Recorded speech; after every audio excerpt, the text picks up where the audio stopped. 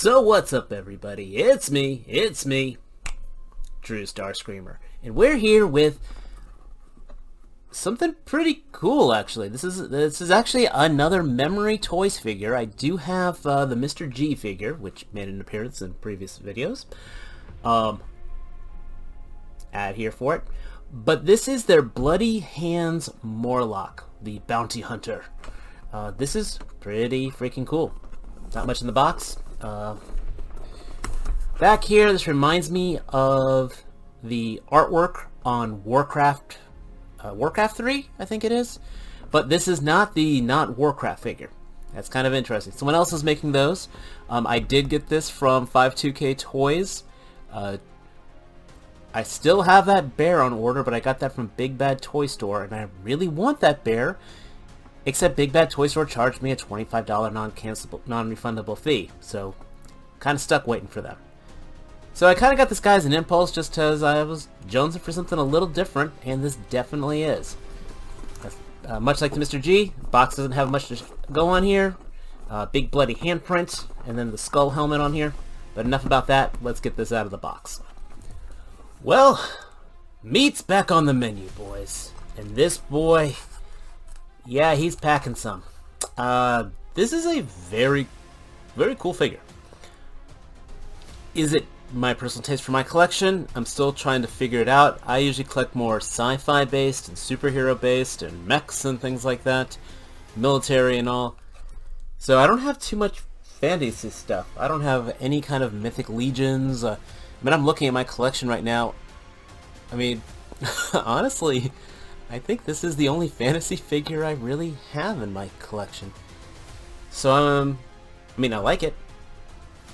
I'm just trying to figure out how I'm gonna fit this guy in. I mean, like I said, this guy was kind of an impulsive thing. It is definitely impressive. The joints are very well done. Now, D-Amazing, I know, just put a video out for this guy as well. He was showcasing the part of how you can take off all the armor.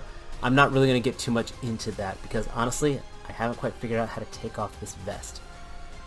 And I don't want to risk damaging this thing because it was not cheap. Articulation wise, he hits pretty much every point you could want. And accessory count, he's to the nines. This helmet here, before I get to it, I mean just this overall presentation. I am a huge fan of asymmetry, and this is everything to the nines. It's a very chaotic look, which I think is very cool for a brutish warrior like this. You know, I've got the one spiked pauldron here, the one skull here, nothing here, the two different colored shoulder armors, the two different size spikes. This helmet, I love this helmet. You know, the combination of the bottom jaw on the chest armor with the top part of the skull of the jaw on the helmet here, you know, makes it look like it's a giant mouth, which is very, very cool. The armor pauldrons, it's kind of neat. They're on these pins, soft plastic pins, so they give flexibility, and they don't feel like they're going to be breaking or snapping off anytime soon. This is really well toleranced. The paint is beautiful. You know, from the, again, the teeth bone spikes here, they've got a little bit of a dry brushing. The armor's got all the weathering. Like, this is how I wanted that medieval Spawn to look. And if you watch my video, kind of got that look out of him. But this is what it should have been. As weird as it is, the only thing that, with the paint-wise, I say kind of lets me, I don't say lets me down, but the skull on the belt buckle looks almost a little too clean. Aside from that, I mean, even his overall skin tone has got a texturing to it. It's got a black wash going on to make out all the textures and the muscle definition. The fur, it's got the black wash to it. It's like, I don't know. I almost want to put a little more dry brush to that. Even the chainmail is brushed beautifully, so you can almost make out all the links. This goes very, very well with that kind of look. And he does everything I want him to do. You know, you got your T-pose, yay. He does have a butterfly joint in the arm here, not the deepest, but he's got it. The double jointed elbow, which I'm sure if I take this gauntlet armor off, that'll give a little more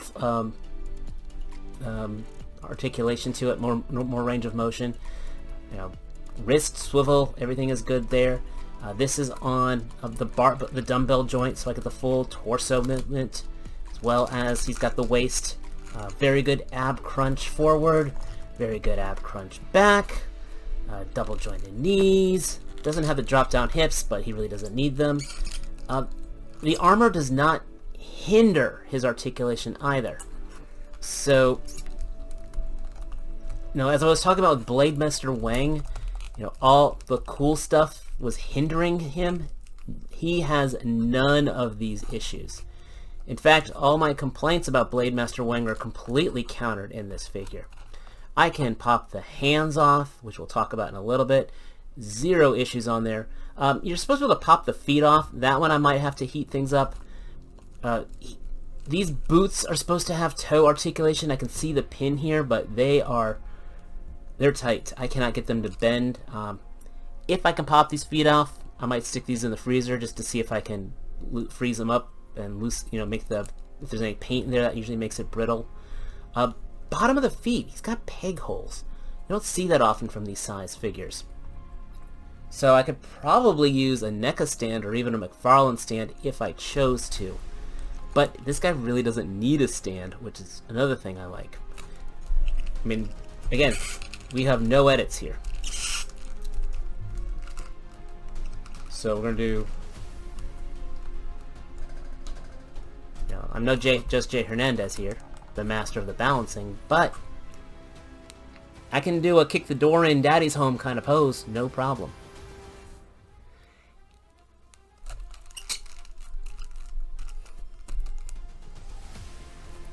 This helmet is removable. Again, I mentioned all that beautiful paint on there. And his face sculpt, it is ugly in all the right ways. You know, he's got the nose ring, the tusks on here. The head is on a barbell joint too, so you can look around everywhere, look up, look down, glower down. And it's all very natural in the posing.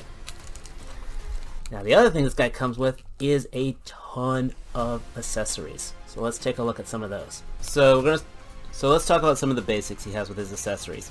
By the way, I love that he can hit this pose.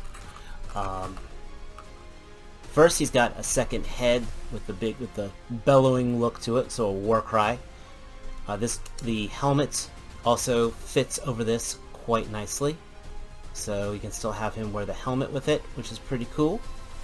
I do like the fact that this helmet's a soft plastic. I don't know if I mentioned that, so it just fits right over it.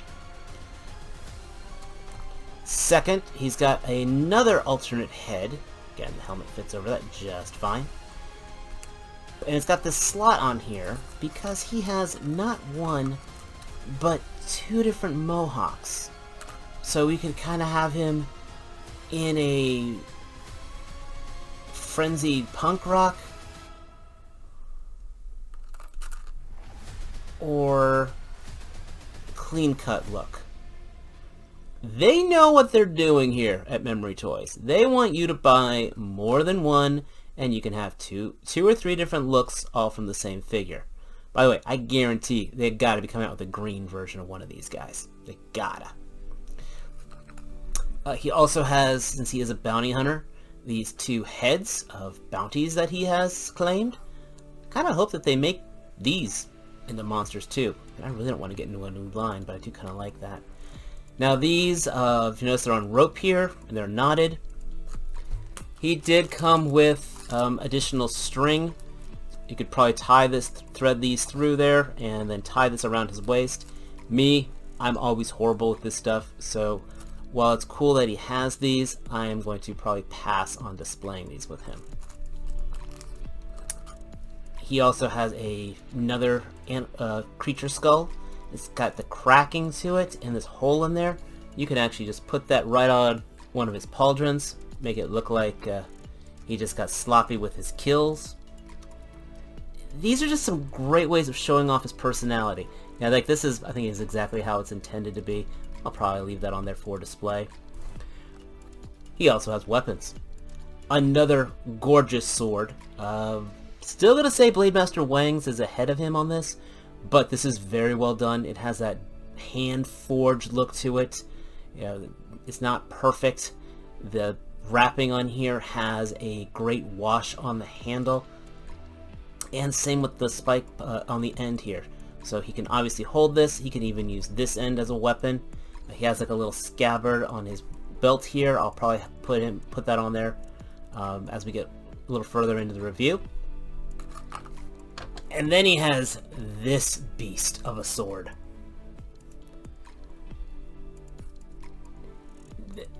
This is just gorgeous overkill. Again, the pommel is a weapon unto itself. That wrapping on here has got that wash on it. I absolutely love this. You could, if he's doing an underhanded, doing the golf swing, this is a Monster Hunter sword of overkill greatness. Then he also has a little clip here. This can clip on there, and he can carry this on his back. You could probably maybe use this string as well to give the illusion, kind of like with Blade Master Wang, but I don't mind this at all. Maybe it would have been kind of neat if this was painted in that same steel color, but I can deal with it. Here he is all decked out. I went ahead and I put the clip on the back of his, for the sword on his back, got the sword going on his hip here. It does bend a little to the side. I'm not quite sure what I might need to do to adjust that. I hope that doesn't warp the blade. I mean, I can always hit it with hot water or a hairdryer, but still. Speaking of hairdryer, I did have to hit his head with a hairdryer really quick just to soften the plastic, get it on there. I think I had the same problem with Mr. G as well, so it just might take a little working it on and off, and I put one of the mohawks on. And yeah, that skull and spike look absolutely cinches his brutality. Finally, for accessories, he has, I'm going to put him off to the side here. One of the most impressive hand selections I have ever seen for a figure. Now, I'm not going to take them all out here. One, he does have the bare feet, so again, I probably have to hit the boots with a hairdryer, but he does have bare feet. He's got his grippy hands. He's got a thumbs up, which is pretty cool. He's got two weapon holding hands, probably one for the larger sword, one for the smaller sword. And this is when it gets a little interesting. These hands here have kind of like as if he was holding something but not, which is kind of neat. I don't know quite. I'm sure this is. I want to have some fun with these photography. He's got two pointing fingers, and okay, this one I gotta show.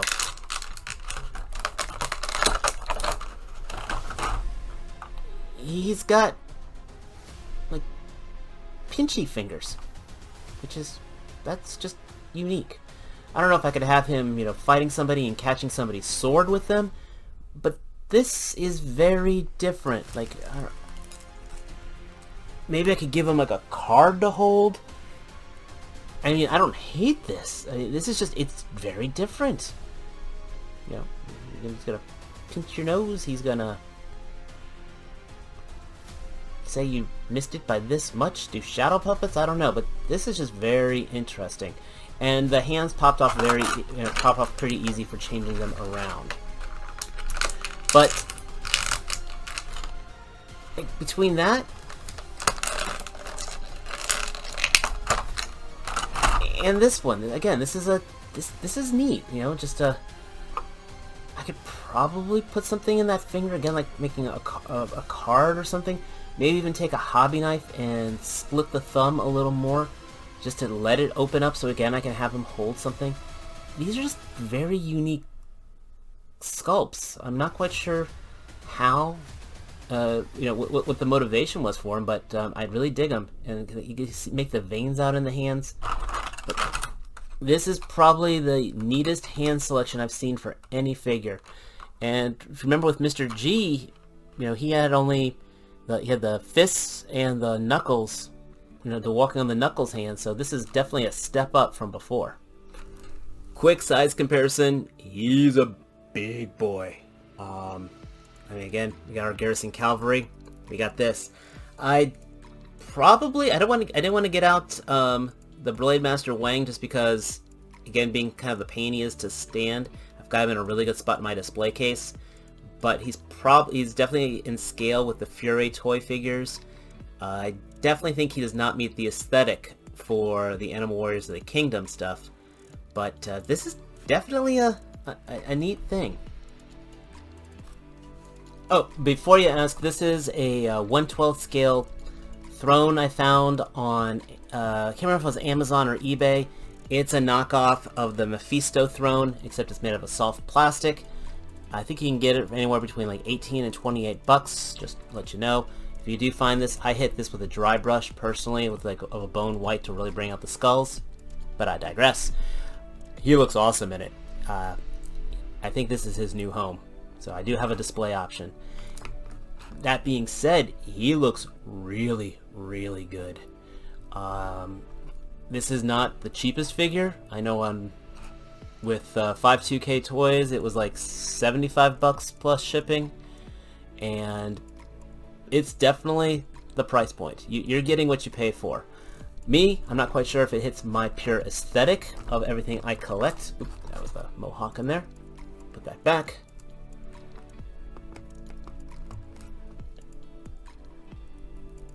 There you go, there's your hair. But it's definitely impressive. I think he's going to photograph really well. This is not going to send me down the Mythic Legions rabbit hole, I know that, but it might make me want to open up to a few more fantasy figures, especially with this caliber. I don't know if Big Bad Toy Store is selling this off the top of my head. Chances are you can put the order in, and who knows when he'll show up. I'm, yes, still a little bitter with them right now. Hey, if they want me to stop being bitter, they can sponsor me. My loyalty can be bought. I'm kidding, I'm kidding. But still, I do if this is your jam, if this is your type of thing, I think you'll be very pleased with it.